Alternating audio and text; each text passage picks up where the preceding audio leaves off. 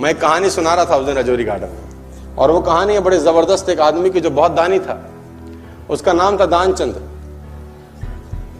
दानचंद तो मस्ती में रख दिया था नाम, निपट कंजूस था, धेला ना दे किसी को। बीवी ने बोला दानचंद पूरी जिंदगी हो गई, अब जाने की बारी है, कुछ तो दान करो, कुछ तो साथ ले जाओ। उसने बोला दान नहीं होता, मेरा स्वभाव नहीं है, मैं क्या करूं।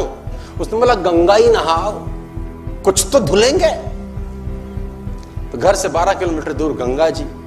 उसने बोला चलो गंगा जी नहाने में कौन सा पैसा लगता है। पैदल पैदल गया 12 किलोमीटर, क्योंकि ऑटो करूंगा तो। गंगा जी पहुंचा। अब बोला वहां घाट पे जाऊंगा तो पंडा मिलेंगे, वो मांगेंगे। वो मैंने मुर्दा घाट गया कि वहां तो साला कोई झंझट नहीं, इतना कंजूस। अब कहते हैं कि भगवान को मस्ती सूझी। भगवान ने कहा ऐसा आदमी नहीं देखा। अब वो जैसे ही डुबकी मारने अंदर झुका, भगवान पंडा का रूप बना के सामने प्रकट हो गए। जैसे ही बाहर निकला, भगवान ने कहा जजमान की जय हो। उसने बोला तुम कौन हो? बोले हम पंडा हैं, बड़े संतोषी ब्राह्मण हैं। वैसे तो यहां कभी कभी आते हैं, तुम्हारे ऐसा भी कोई ना कोई कभी ना कभी आता है, साल साल भर का खाना दे जाता है। उसने बोला साल भर का? हम तो नहीं दे सकते हैं। बोला महीने का दे दो। बोला हम तो एक दिन का भी नहीं दे सकते। तो भगवान ने बोला कुछ तो देना पड़ेगा, पंडा बन के आए थे। बोले कुछ तो। उसने बोला चलो एक धेला देते हैं। तो उस जमाने में चलता था धेला। भगवान ने बोला चल तू धेला ही दे। बोला वो भी अभी नहीं है, उधार ले लो। भगवान ने बोला चल उधार ही टेक तो। उसने बोला उधार है, फिर कभी देंगे। तो बोला ठीक है। गया वापस 12 किलोमीटर, थका हारा। 12 गया था, 12 आया, थका हाया आया, घर में आके सो गया। थोड़ी देर बाद घर का दरवाजा खटखटाया। जजमान की जय हो। बीवी ने दरवाजा खोला, देखा तो वही पंडा। बोला हाँ। बोला वो आपके पति देव ने कुछ उधार लिया है, वो लेने आए। पत्नी ने आदमी को जगाया, जागो, किसी पंडा को कुछ कहने को दे आए थे? बोले हाँ। बोला आ गई हैं बाहर। बोला जाके कह दो कि उनका तबीयत खराब है। अब कंजूसी देखो। अब वो जाके बोली उनकी तबीयत बहुत खराब है। अब पंडा ने बोला वो हमारे जजमान हैं, जब तक तबीयत ठीक नहीं होती हम यहीं रहेंगे। तुम खाने वाने का सामान बना दो हमको, हमें कोई तकलीफ नहीं। वो तो बैठ ही गया चौकड़ी मार के। अब बीवी फिर अंदर गई, बोली वो तो बैठ ही गए हैं। उसने बोला जाके कह दो कि मर गए। अब ये आई रोती रोती, तो गुजर गए, अभी मर गए, उनका तो इंतकाल हो गया। इसने बोला जजमान गुजर गए? बोला हाँ।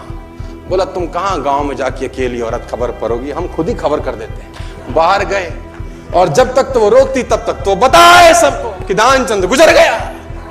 दानचंद अब धीरे धीरे धीरे भीड़ इकट्ठी होनी शुरू। धीरे धीरे धीरे भीड़ इकट्ठी होगी, दानचंद के घर में इकट्ठे हो गए। अब दानचंद को बांध लिया, ले जाने की बारी। अब वो बीवी रोवे, ये मरे नहीं है।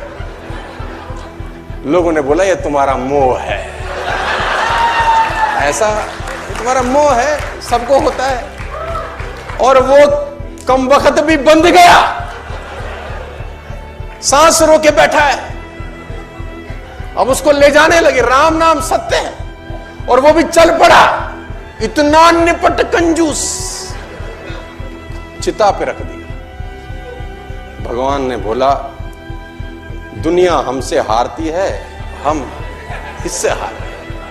भगवान ने बोला ये मर जाएगा साला, कुछ देगा नहीं। भगवान ने बोला हम जजमान के कान में कुछ कहना चाहते हैं। लोगों ने बोला कह दो महाराज, अब तो बस तैयारी है। भगवान ने उसके कान में बोला आया हूं बैकुंठ से तुझ संग नाता जोड़।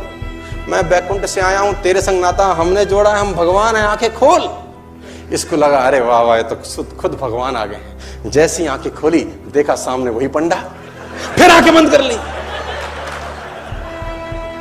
भगवान ने बोला भाई तू मांग ले, क्या मांगता है, तेरे से कुछ मांगने नहीं आए। इसने बोला हमको कुछ नहीं चाहिए, बस धेला छोड़ दो और जाओ। तो इतना कंजूस,